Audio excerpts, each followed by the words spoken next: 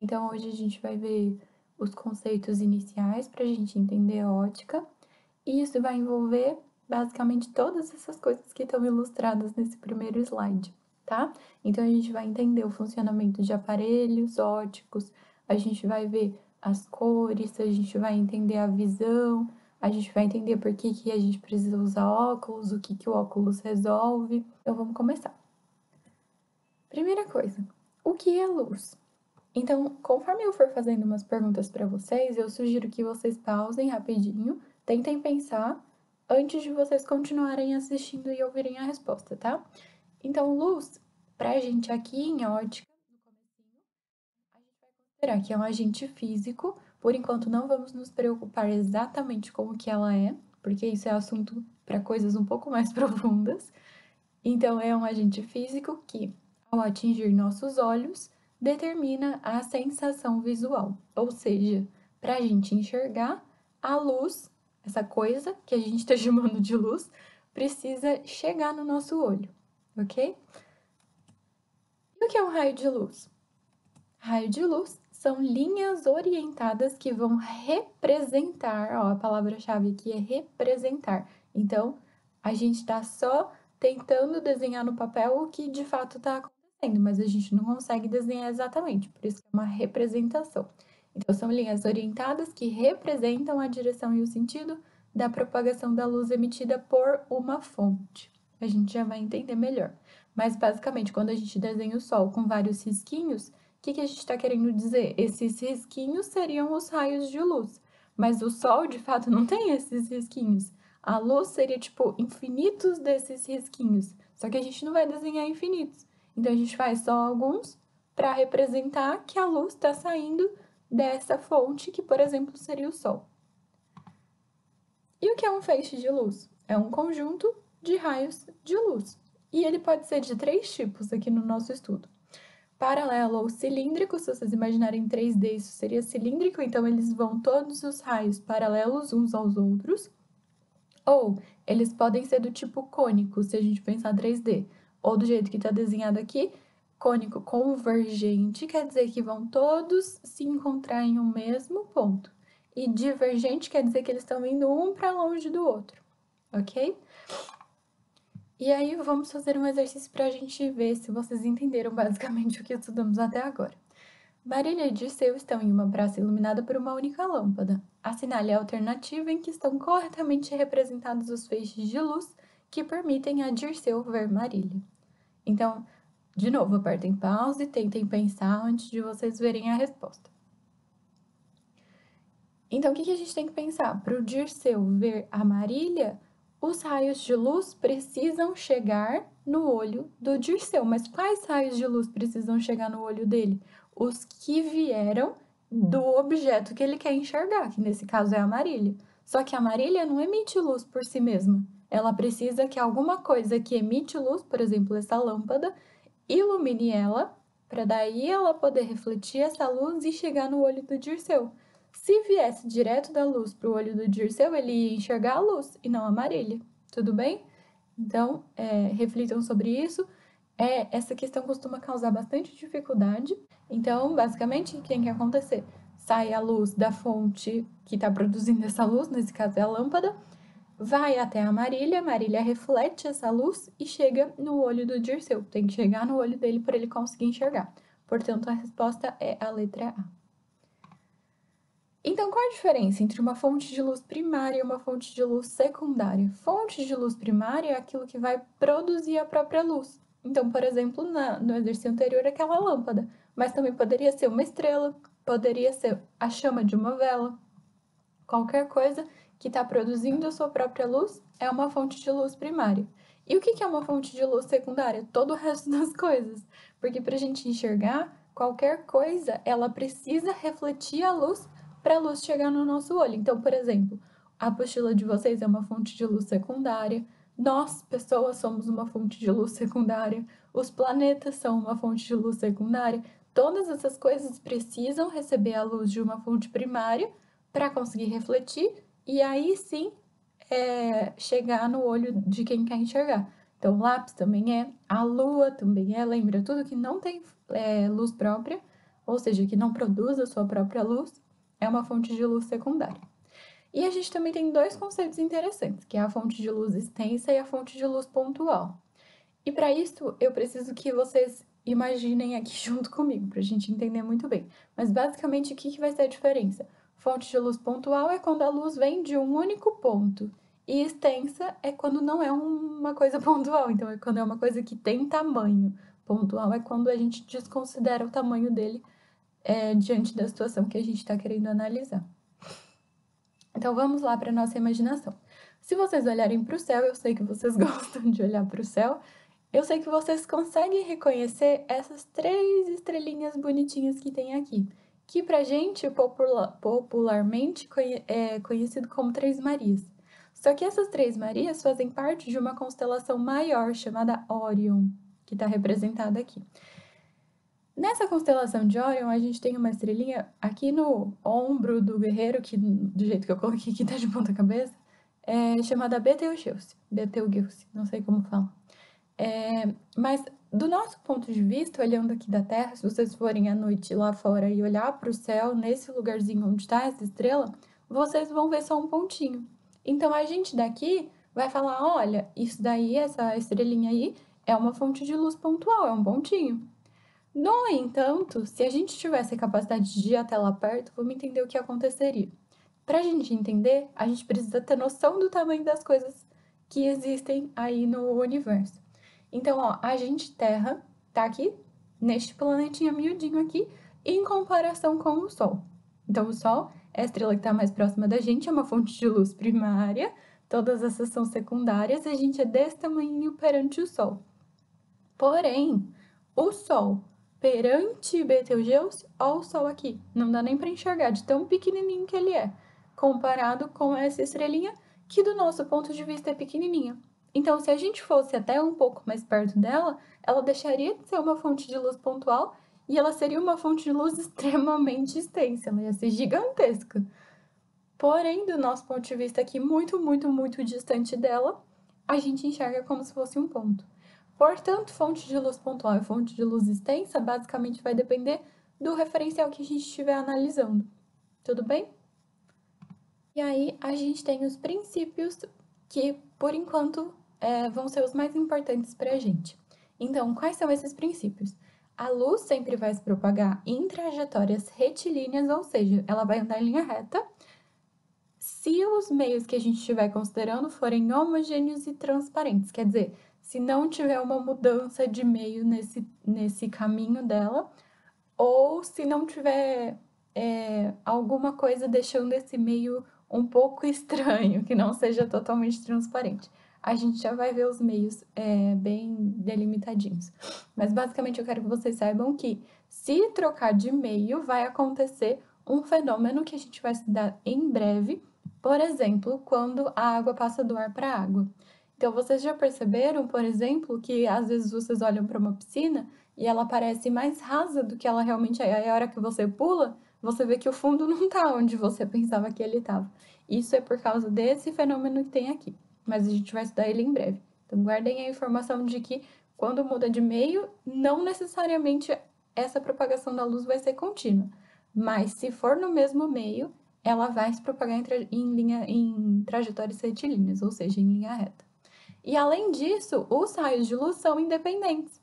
Então, se você aponta com uma lanterna para um lugar e alguém aponta outra lanterna cruzando com a sua, não vai acontecer nada entre as duas trajetórias. Elas são independentes, uma passa pela outra, sem alteração nenhuma, sem sofrer nenhuma mudança. Tudo bem? Não tem desvio, como aconteceria, por exemplo, se fossem bolinhas. As bolinhas que viessem daqui trombariam nessas e elas iam voltar, né? Bater e voltar. Só que a luz não é assim que funciona. Então, os raios de luz são independentes.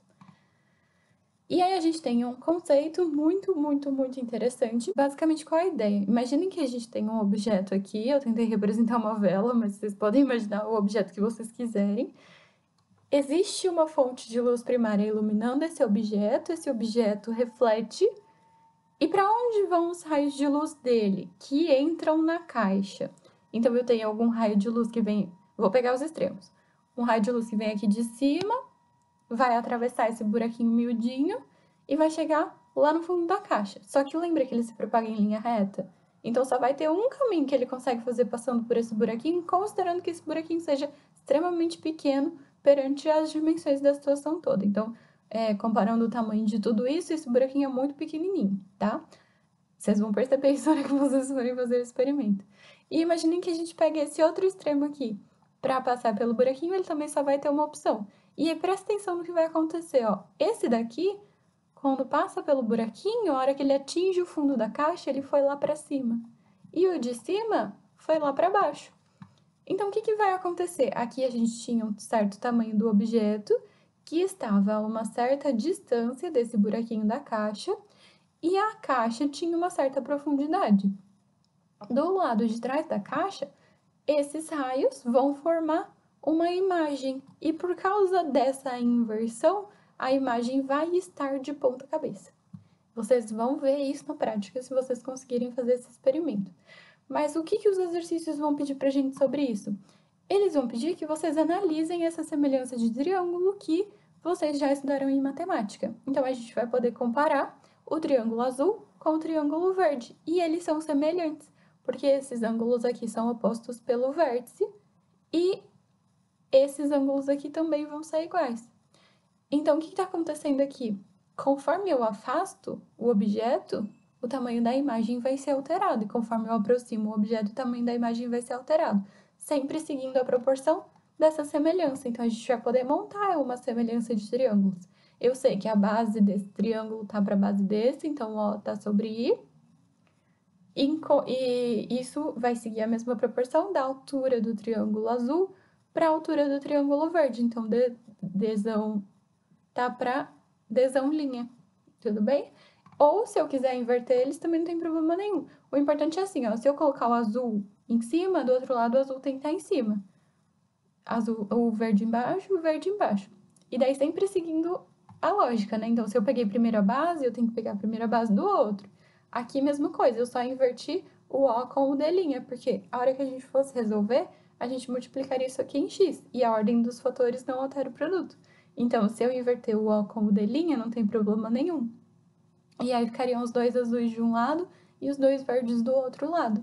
Ou, para ficar mais fácil da gente lembrar, base com base e altura com altura. Tudo bem? E vamos para um conceito que é a ideia de ano-luz.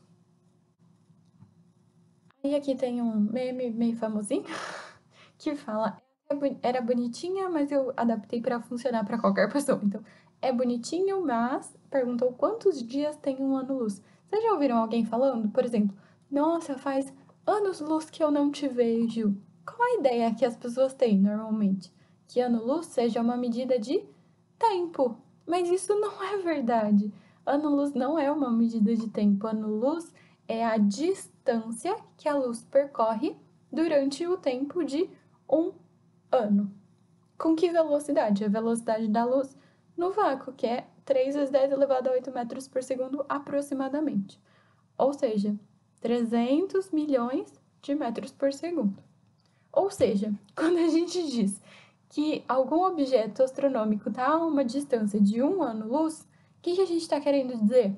Que a luz que saiu dele demora um ano para chegar na gente. Tudo bem? Então, a distância que a luz percorreu durante o tempo equivalente a um ano é a distância que esse objeto está da gente. Então, só para a gente conseguir entender um pouquinho melhor, lembra que a gente já comentou sobre o Sol? O Sol está da gente a 8 minutos-luz aproximadamente. O que significa isso? Se por alguma razão o Sol apagasse neste instante, ia demorar 8 minutos para a gente descobrir que ele apagou. Porque nesse tempo a luz que já saiu dele estaria ainda chegando aqui na gente. Isso que a distância do Sol até a gente é aproximadamente 150 milhões de quilômetros. Imagina, então, isso 8 minutos-luz. Imagina um ano-luz. Um ano é 365 dias, é muito mais. E para a gente entender melhor, vamos fazer um exercício sobre ele, da FUVEST. Astrônomos observaram que nossa galáxia, Via Láctea, está a 2,5 milhões, 6 vezes 10 elevado a 6 é milhões, de anos-luz de Andrômeda, a galáxia mais próxima da nossa.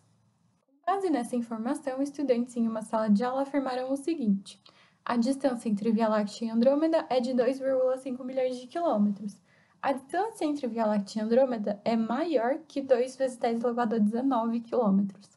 E a luz proveniente de Andrômeda leva 2,5 milhões de anos para chegar à Via Láctea. Essa terceira a gente já tem certeza absoluta que está certa, porque se está a 2,5 milhões de anos-luz, quer dizer que a luz demora 2,5 milhões de anos para chegar aqui.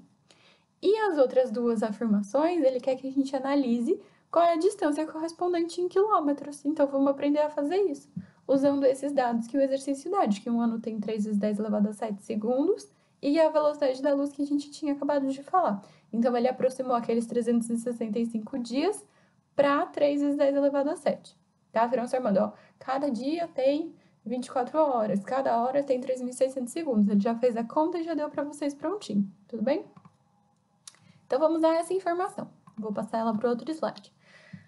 A velocidade da luz a gente sabe, o tempo que essa luz demora para chegar na gente é 2,5 milhões de anos, e cada ano tem 3 vezes 10 elevado a 7 segundos. Então, se eu multiplicar um pelo outro, eu sei quantos segundos tem aqueles 2,5 milhões de anos.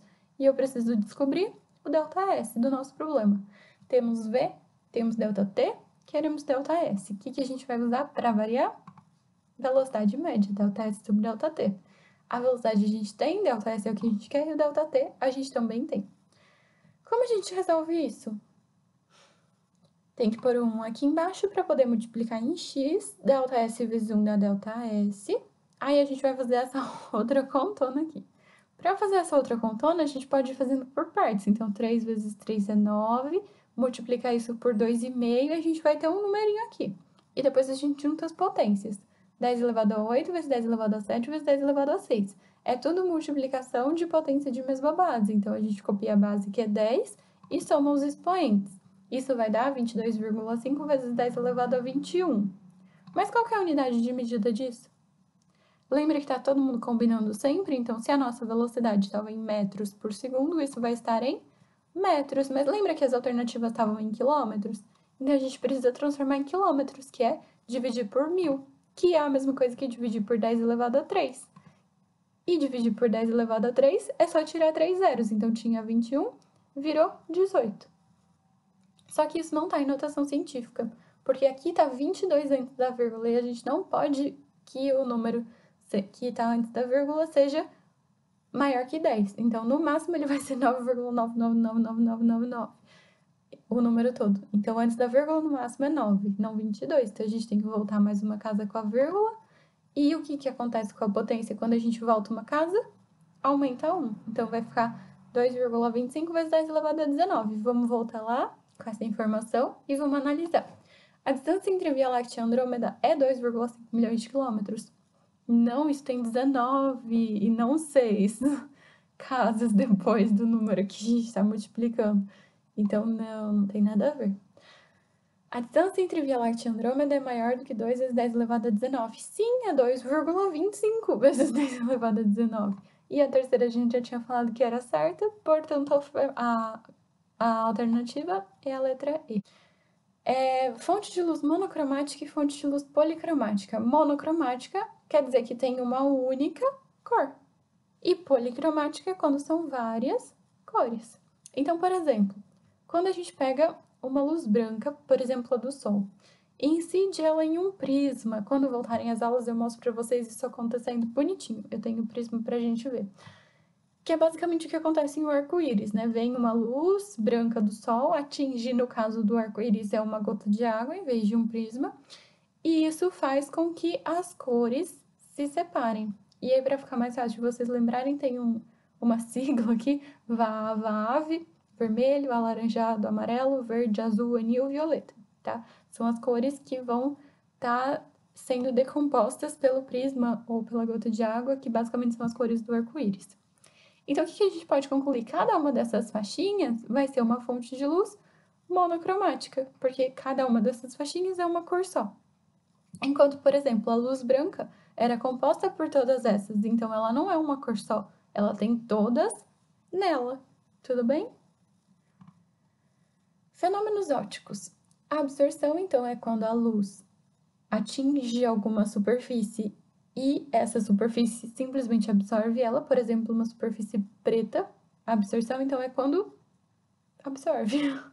Não tem muito jeito de explicar isso. Então, ela não é refletida, ela não atravessa, não acontece nenhuma outra coisa. Ela simplesmente vai ser absorvida. Reflexão é quando ela bate e volta, né? Então, por exemplo, um espelho. Ou, se o espelho não for totalmente plano, a gente tem cada raio indo para um lado diferente. Por exemplo, no asfalto, numa estrada, você olha em um dia muito ensolarado e você vê aquela coisa sendo refletida ali no asfalto. Só que o asfalto não é perfeitamente liso, então cada raio vai para um lugar diferente.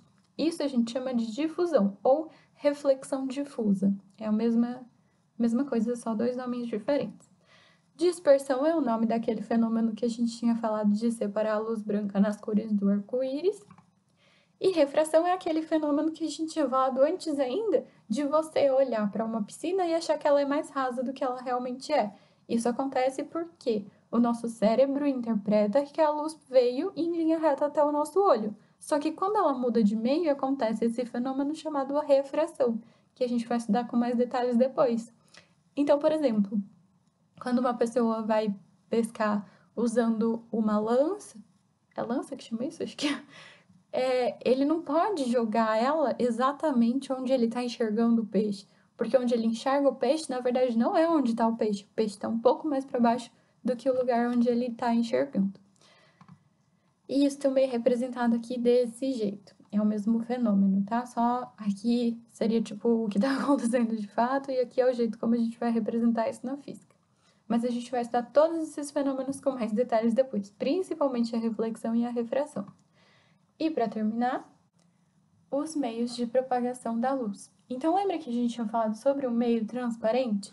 Então, meio transparente é aquele onde a luz consegue se propagar em linha reta sem nenhum problema. Então, por exemplo, quando você está em um lago com águas super cristalinas e tranquilas que não estão se mexendo, você olha para baixo e você enxerga seu pé direitinho. Então, isso seria um exemplo de meio transparente.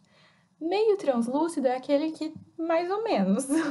Então, por exemplo, quando tá muita poluição no céu, você vai ver as coisas, mas você vai ver meio embaçado, meio esquisito.